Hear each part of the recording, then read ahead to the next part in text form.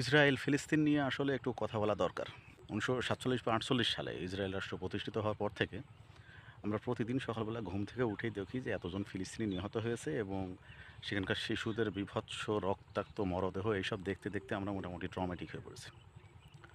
এবং সমস্ত মুসলিম বিশ্বকে এই সংবাদ, এই তিক্ত সংবাদ প্রতিদিনই হজম করে যেতে হচ্ছে। তো এটা কিছু করার নেই। আমরা কোনো সমাধানে আসতে পারলাম না। আমরা কি করেছি মুসলিম বিশ্ব এখনো পর্যন্ত মোটামুটি ইসরায়েলকে অভিশাপ দিয়ে চলেছি। কিন্তু ৭০-৭৫ বছর ধরে সে অভিশাপে ইসরায়েলের তেমন কিছু হয়নি, বরং ইসরায়েল আরও পাওয়ারফুল হয়েছে মিলিটারিলি এবং ইকোনমিক্যালি। তো আসলে আজকে এই ফিলিস্তিন গতদিনও যুদ্ধবিরতি লঙ্ঘন করে নেতানিয়াহু আবারও আক্রমণ শুরু করেছেন ফিলিস্তিনে এবং সেখানে ৪০০ জন ফিলিস্তিনি নিহত হয়েছে। এবং অনেক শিশুর বীভৎস রক্তাক্ত মরদেহ। এটা আসলে ট্রমাটিক হওয়া ছাড়া কোনো উপায় নেই। এটা দেখলে আর কি বলবো? খারাপ লাগার কথা বললে বরং এটা প্রশংসা করা হয়ে যাবে। তো এটা চলছেই। নেতানিয়াহু করতেছে সমস্ত আসলে ইসরায়েলই এটা করে চলেছে। তো আমরা বুঝতে পারছি ইসরায়েল একটা জবরদখলকারী একটা রাষ্ট্র, একটা গণহত্যাকারী রাষ্ট্র এবং সেখানে ফিলিস্তিনকে প্রতিনিয়ত ফিলিস্তিনির মানুষকে আ প্রতিনিয়ত ফিলিস্তিনিদেরকে হত্যা করা হচ্ছে।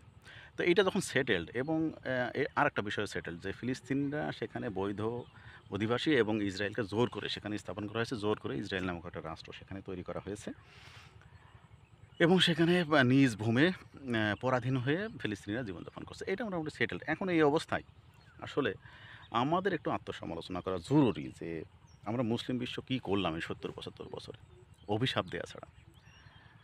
ইসরায়েল পাওয়ারফুল রাষ্ট্র এবং টেকনোলজিক্যালি খুবই অ্যাডভান্সড এবং আমেরিকা, জাপান বা ইংল্যান্ড, জার্মানি এই কাতারের দেশ এবং অনেক ক্ষেত্রে তারা এইসব দেশ থেকেও অনেক উন্নত। তারা ইকোনমিক্যালি অনেক পাওয়ারফুল। তারা অনেক শক্তিশালী অস্ত্র উৎপাদন করে, নিজে থেকে উৎপাদন করে। শুধু সেটা না, ওয়েস্টার্ন ওয়ার্ল্ড তাদেরকে হেল্প করে। এর বিনিময়ে ফিলিস্তিনি কি আছে? ফিলিস্তিনিদের পাথর এবং ঢিল মারা ছাড়া ফিলিস্তিনিদের হাতে কি আছে? আর মাঝে, মাঝে এই ছোট, ছোট ঢিল মারার মতো রকেট ছোঁড়া ছাড়া ফিলিস্তিনিকে আমরা তেমন কিছু করতে দেখিনি। আসলে তারা করতে পারবেও না। কারণ তাদের হাতে তো কিছু নেই। এখন কথা হলো ইসরায়েল একা না। ইসরায়েলকে ওয়েস্টার্ন ওয়ার্ল্ড সহযোগিতা করছে। ফিলিস্তিন কি একা? পৃথিবীতে প্রায় ৫৭ বা ৬০ টা মুসলিম রাষ্ট্র আছে। প্রায় ২০০ কোটি মুসলিম প্রায়। সেক্ষেত্রে ৮০ লাখ মাত্র জুইশ পপুলেশন। সেই ৮০ লাখ জুইশ পপুলেশন ২০০ কোটি মুসলিমকে নাকে দড়ি দিয়ে ঘোরাচ্ছে। কি কারণে? আসলে এর কারণটা কি? কারণ তাদের হাতে টাকা আছে, তাদের হাতে পাওয়ার আছে, তাদের হাতে টেকনোলজি আছে। জ্ঞান বিজ্ঞান নেতারা চর্চা করে এবং আধুনিক সমরাস্ত্র আছে এবং বিশেষ করে মিলিটারি পাওয়ার খুবই গুরুত্বপূর্ণ। যেমন আমরা আমেরিকাকে মানি। এটা কেন মানি? আসলে আমেরিকার মিলিটারি পাওয়ার আছে। যেমন রাশিয়া কিন্তু অর্থনৈতিকভাবে অতটা শক্তিশালী না। তারপরেও রাশিয়াকে মানি আমরা। কারণ কি? রাশিয়ার মিলিটারি পাওয়ার আছে। তো কোনো একটা দেশকে অন্য একটা দেশ কেন মানবে? সে অর্থনৈতিকভাবে এবং মিলিটারিলি তাকে পাওয়ারফুল হতে হবে। সো সৌদি আরব, সংযুক্ত আরব আমিরাত এদের হাতে অনেক টাকা আছে। কিন্তু তারপরেও কোনো দেশ এদেরকে মানে না। কারণ কি? এদের মিলিটারি পাওয়ার নেই। কিছু অস্ত্র মাঝে, মাঝে ঘুষ দেওয়ার মতো করে কেনে। যেমন আমেরিকা হয়তো সৌদি আরব বা সংযুক্ত আরব আমিরাতের প্রতি একটু নাখোশ হলো। তাদেরকে খুশি করার জন্য F-16 কিছু বিমান কিনে নিল। ওকে, আমেরিকা খুশি। কারণ তাদেরকে রাজতান্ত্রিক বা স্বৈরতান্ত্রিক শাসন ব্যবস্থা জারি রাখতে হয়, কায়েম রাখতে হয়। এই ধরনের আমেরিকা বা অস্ত্র বিক্রয়কারী দেশগুলোকে মানে শক্তিশালী দেশগুলোকে ঘুষ দিয়ে তাদের নিজেদেরকেই টিকে থাকতে হয়। তাহলে তারা কিভাবে আসলে ফিলিস্তিনকে রক্ষা করবে বা আমরা কীভাবে ফিলিস্তিনকে রক্ষা করবো? আমাদের কোনো রিসার্চ নেই, কোনো ডেভেলপমেন্ট নেই, কোনো টেকনোলজিক্যাল অ্যাডভান্সমেন্ট নেই। আমাদের কিছু দেশে টাকা আছে মানে তো টাকা তারা নিজে তৈরি করেনি। আল্লাহ তাআলা তাদের মাটির নিচে তেল দিয়ে দিয়েছেন, সেই তেল বিক্রি করে কিছু টাকা তারা ইনকাম করেছেন। এটা সত্য। সৌদি আরব, সংযুক্ত আরব আমিরাত। কিন্তু সেই টাকা তারা কীভাবে ব্যবহার করতেছে? ইতালি ফেরারি, ল্যাম্বরগিনি তৈরি করতেছে। সেই ল্যাম্বরগিনি এরা কিনে ভাব নিচ্ছে যে আমাদের ল্যাম্বরগিনি আছে। কিন্তু ইতালি সে ল্যাম্বরগিনি তৈরি করতেছে।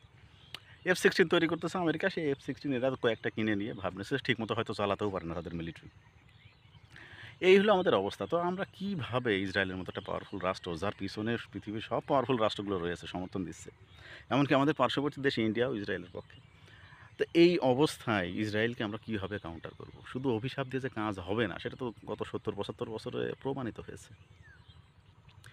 তো আমরা যদি নিজেদেরকে পাওয়ারফুল না করি, আমরা যদি আমাদের সিকিউরিটি ব্যবস্থা শক্তিশালী না করি, আমরা যদি আ রিসার্চে টাকা বিনিয়োগ না করি, ডেভেলপমেন্টে টাকা বিনিয়োগ না করি এবং নিজে থেকে অস্ত্র উৎপাদন না করি, অস্ত্র উৎপাদন খুবই গুরুত্বপূর্ণ একটা জিনিস। নিজেদের নিরাপত্তা আগে।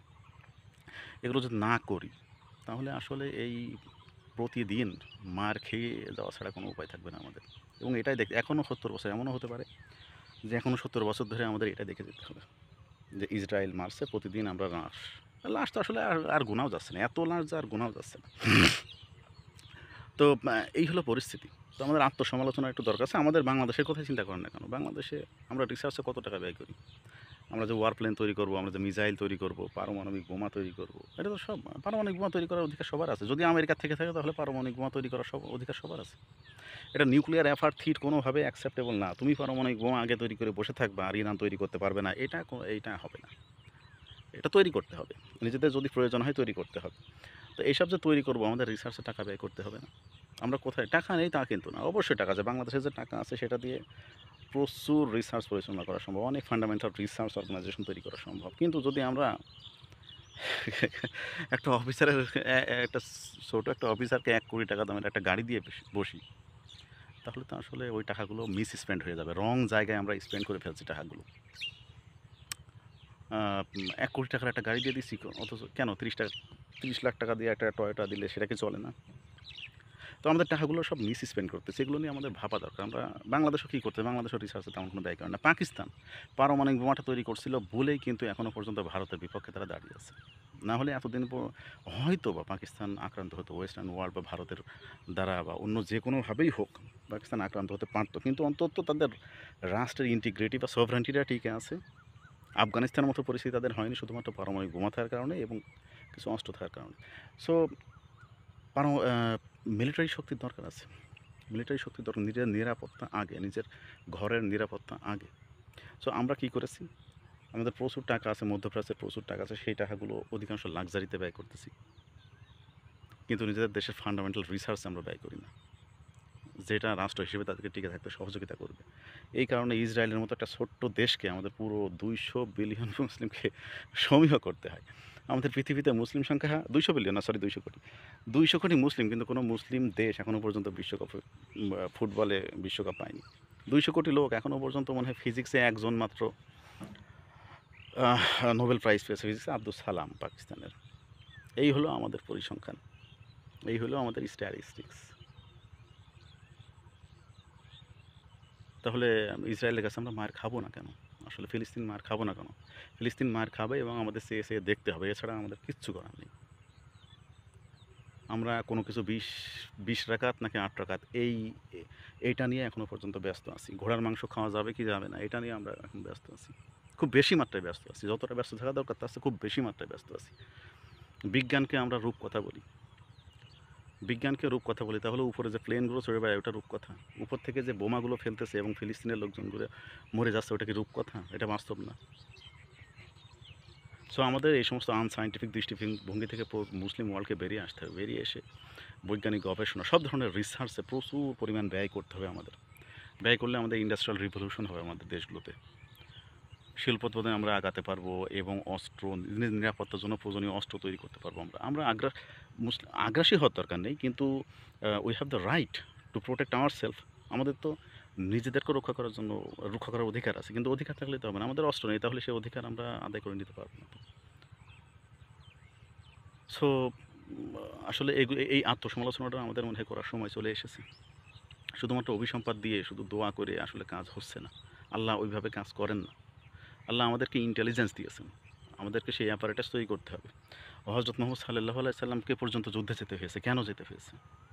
আল্লাহ তো উপর থেকে কোনো কিছু গায়েবী গজব দিয়ে কাফিরদেরকে মেরে ফেলতে পারতেন, কিন্তু এভাবে করেননি। আসলে রিয়েল ওয়ার্ল্ড এইভাবে ফাংশন করে না, উনি এইটাই দেখাতে চেয়েছেন যে রিয়েল ওয়ার্ল্ড ডিফারেন্টলি ফাংশন করে। এখানে শক্তি অর্জন করতে হবে, এখানে প্রয়োজনে তুমি আক্রান্ত হলে আঘাত করতে হবে এবং আঘাত করার সক্ষমতা অর্জন করতে হবে। তো যে সময় ঘোড়া ছিল সেই সময় ঘোড়া ব্যবহার হয়েছে, যে সময় তলোয়ার ছিল সেই সময় তলোয়ার ব্যবহার হয়েছে, এখন পারমাণবিক বোমা রয়েছে, মিসাইল রয়েছে, ওয়ারপ্লেন রয়েছে। তো এগুলো তো আমাদেরকে তৈরি করতে হবে মুসলিম বিশ্বকে, শুধু কিনলে হবে না। যখনই আমরা কিনে কোনো একটা দেশকে দেখা যাচ্ছে কোনো একটা দেশের বিরুদ্ধে ব্যবহার করতে যাবেন, সেই দেশ আবার ওয়েস্টার্ন ওয়ার্ল্ড সাপোর্ট করে, তারা তো আপনার কাছে অস্ত্র বিক্রি বন্ধ করে দেবে, তখন আপনি কী করবেন? সো এগুলোতে রিসার্চ করতে হবে এবং একদিনের ভিতরে এটা সম্ভব না। কন্টিনিউয়াস রিসার্চ, কন্টিনিউয়াস ইনভেস্টমেন্ট করতে করতে এক পর্যায়ে যেয়ে একটা সায়েন্টিফিক এস্টাবলিশমেন্ট আমরা তৈরি করতে পারবো, তখন দেখবেন সমস্ত পৃথিবী মুসলিম বিশ্বকে সমীহ করবে, এছাড়া অন্য কোনো উপায় নেই।